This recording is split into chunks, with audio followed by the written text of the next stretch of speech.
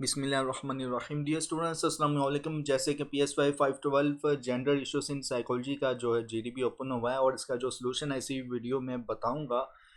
और सोल्यूशन बताने से पहले मेरी जो कॉमनली रिक्वेस्ट होती है उन स्टूडेंट हजरात से वो मैं करूँगा। और रिक्वेस्ट ये है कि जिन स्टूडेंट्स ने अभी तक साइकोलॉजिस्ट कम्युनिटी यूट्यूब चैनल को सब्सक्राइब नहीं किया तो काइंडली प्लीज़ सब्सक्राइब करें, वीडियो को लाइक करें, क्लासमेट के साथ शेयर करें। हमें इंस्टाग्राम, ट्विटर और फेसबुक में हमें इंस्टाग्राम, टिकटॉक और ट्विटर में फॉलो करें, फेसबुक पेज को लाइक करें। और अगर आप इस्लामिक और मॉडर्न साइकोलॉजी के हवाले से जानने में इंटरेस्टेड हैं तो Inner Psychoflix YouTube channel powered by psychologist community, Inner Psychoflix YouTube channel को लाजमी तौर पर सब्सक्राइब करें। सभी के जो लिंक है इस असाइनमेंट का जो सोल्यूशन का जो लिंक है, फाइल का सोल्यूशन का लिंक इसी वीडियो के डिस्क्रिप्शन में आपको मिल जाएंगे। आप डाउनलोड करें, हमें लाइक करें, फॉलो करें, एक्सेट्रा। अब आते हैं असाइनमेंट का क्वेश्चंस।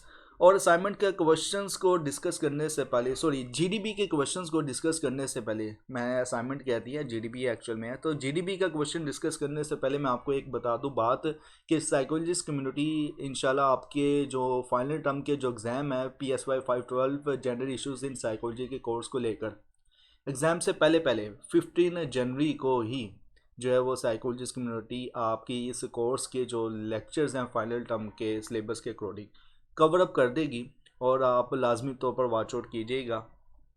और ये बहुत ही मज़े का कोर्स है। अब ज़ाहिर सी बात है कि मेल्स और फीमेल्स के जहाँ पे नहीं बनती तो ये जो कोर्स है ये काफ़ी इम्प्लीमेंट किया जा सकता है। फर्दर ये जो कोर्स है काफ़ी कुछ कंपैरिजंस अपोजिट जेंडर्स को लेकर बताता है, जेंडर्स इश्यूज इन साइकोलॉजी को लेकर। ओके, तो क्वेश्चन जो टाइटल है वो ग्लास सीलिंग इफेक्ट है और ग्लास सीलिंग इफेक्ट से ही क्वेश्चन बनाया गया है। किस टाइप का क्वेश्चन बनाया गया है? क्वेश्चन कुछ इस तरह से आप स्टूडेंट से पूछा गया है कि क्या आप इस बात से इत्तेफाक करते हैं या मुतफिक है कि ग्लास सीलिंग इफेक्ट वो बड़ी रुकावट है वो जो क्वालिफाइड औरतों को पाकिस्तानी ऑर्गेनाइजेशंस में टॉप पोजीशंस तक पहुंचने से रोकती है। यहाँ इसके अलावा और भी अहम फैक्टर्स हैं जो इस मसले में किरदार अदा करते हैं। अपनी जो राय या ओपिनियन जो है ना, मिसालों के ज़रिए अपने विजन पॉइंट्स को सपोर्ट करें। जैसे कि हर एक जीडीपी के क्वेश्चंस में ये कॉमनली कहा जाता है हर एक स्टूडेंट से कि अपनी राय का आगाज़ या अपनी राय के मुताबिक या फिर अपना जो आंसर है वो आर्गूमेंट्स के मुताबिक या एग्जाम्पल से वाज़ेह करें। ये एक्चुअल में ना जीडीपी जो होता है क्वेश्चंस का आपस में कंपैरिजंस करवाया जाता है नॉलेज को लेकर कि कौन कितना अपने आप को नॉलेजेबल बनाता है। जो स्टूडेंट एक उस क्वेश्चंस को लेकर जो रखा गया है इंस्ट्रक्टर या सुपरवाइज़र ने जो क्वेश्चन रखा है उसको लेकर। अब इस जीडीपी का जो सलूशन है आप सब जो है वो अपनी अपनी लर्निंग और पर्सपेक्टिव्स के मुताबिक आप जो है वो राइट कीजिएगा। मेरा जो पर्पज़ यही होता है कि आपके कॉन्सेप्ट क्लियर करना जीडीपी के हवाले से, असाइनमेंट के हवाले से, प्रैक्टिकल के हवाले से। फर्दर ये है कि प्रोजेक्ट या असाइनमेंट जो भी होती है वो जो भी ओपन होता है उस हवाले से जो है सिर्फ वीडियो के फॉर्म में आपका कॉन्सेप्ट क्लियर कर देना ताकि आप इजीली अपनी वर्डिंग में परफॉर्म कर सकें जीडीपी असाइनमेंट या प्रैक्टिकल। अब क्वेश्चन तो मैंने डिस्कस कर लिया आप स्टूडेंट से, तो सॉल्यूशन मैंने कुछ इस तरह से इसमें डिफाइन किया है कि ग्लास सीलिंग इफेक्ट यकीनन एक अहम रुकावट होती है जो क्वालिफाइड औरतों को पाकिस्तानी ऑर्गेनाइजेशन में टॉप पोजीशन तक पहुंचने से रोकती है। मगर ये अकेला फैक्टर नहीं है। जो समाजी नॉर्म्स होती हैं या जेंडर बाइसिस होती हैं और स्ट्रक्चरल चैलेंजेस भी ना बहुत अहम किरदार अदा करते हैं। ओके, इसके अलावा मैंने मज़ीद जो है वो इस वाले पैराग्राफ में बताया है कि ग्लास सीलिंग उन देखने वाले मतलब कि वो चीज़ें देखने वाली होती हैं मगर असर डालने वाली रुकावटों को ना रिप्रेजेंट करती है जो औरतों की लीडरशिप रोल्स में प्रोग्रेशंस को रोकती है, चाहे वो कितने भी क्वालिफाइड क्यों ना हो। पाकिस्तान में ये बहुत आम है कि सीनियर मैनेजमेंट में औरतों की रिप्रेजेंटेशन से कम है।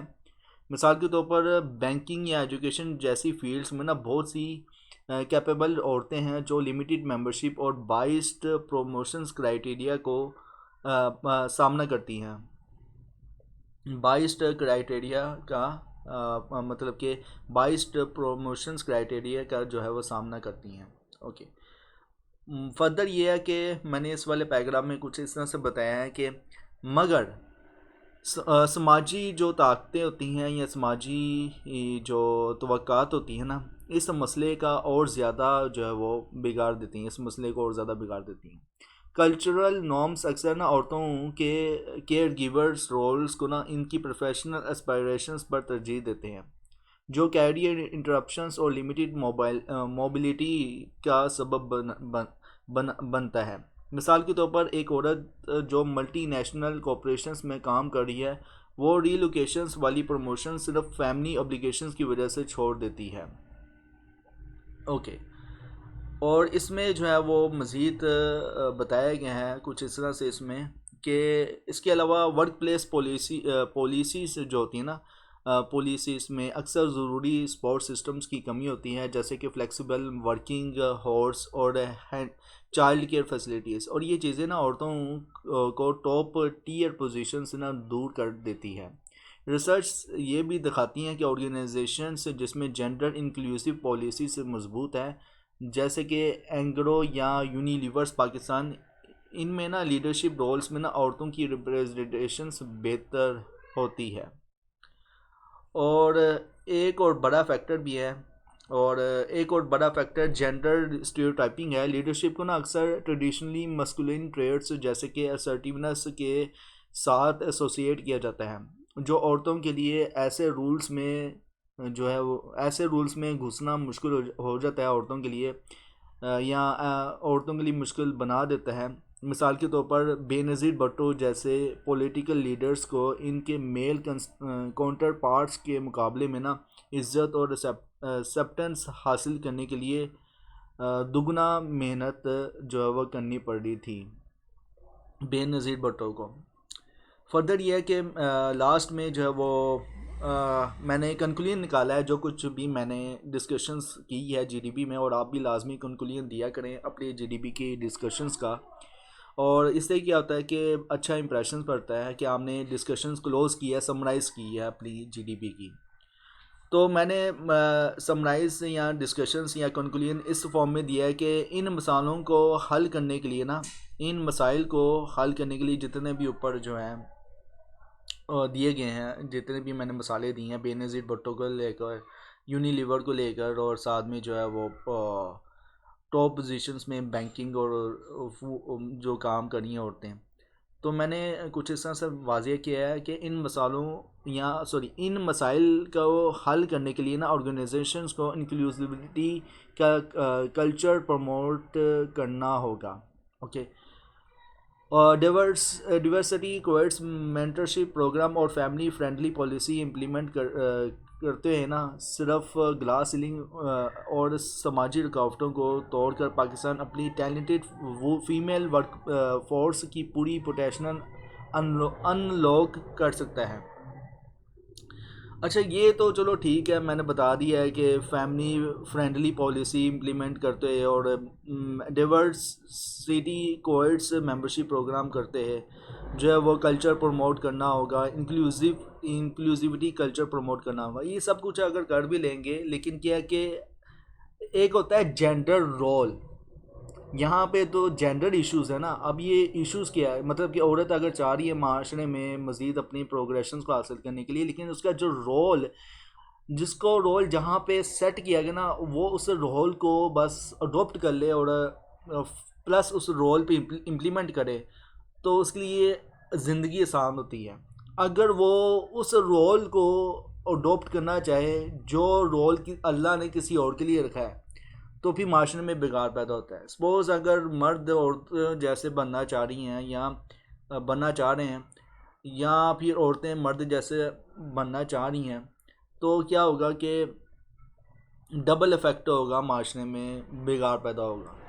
तो इसलिए जेंडर इश्यूज़ इन साइकोलॉजी, ये कोर्स, इसके बजाय ना जेंडर रोल्स इन साइकोलॉजी जो है ना, इस हवाले से ये कोर्स आपको मुतारफ़ करा देना चाहिए था, ताकि आपको जेंडर्स रोल्स का पता चल सके कि माशरे में कौन सा जेंडर्स किस हवाले से रोल्स इम्प्लीमेंट कर सकता है। और कुरान में इस तफरके को ना ख़त्म कर दिया अल्लाह ताला ने वाज़े तौर पर कह दिया कि ना औरत को मर्द पे फजीलत है, ना मर्द को औरत पे फजीलत है। यहाँ तक कि कुरान में भी कह दिया है कि तकवा की बेस पर, ना अजमी को अरबी पर, ना अरबी को अजमी पर, सिर्फ तकवा के बेस पर। और यहाँ तक कि कुरान में वाज़े तौर पर कह दिया है कि जो नेकी के कामों में एक दूसरे का साथ हो, बुराई के कामों में एक दूसरे से दूर हो।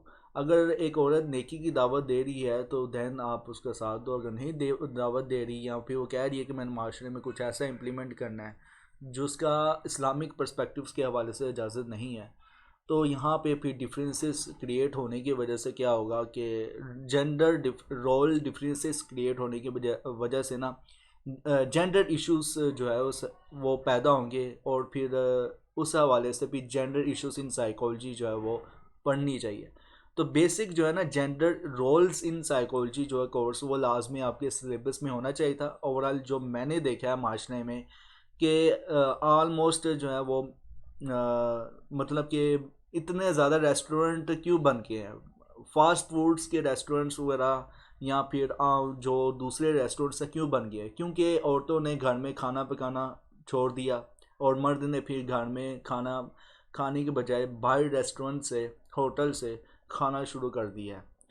और जिसकी वजह से क्या हुआ है कि एक तो डाइजेशन की प्रॉब्लम्स, मसाली घरेलू मसाइल्स, और साथ में जो है वो इश्यूज जो है वो बहुत ज़्यादा माशरे में खुल कर सामने आने लगे हैं।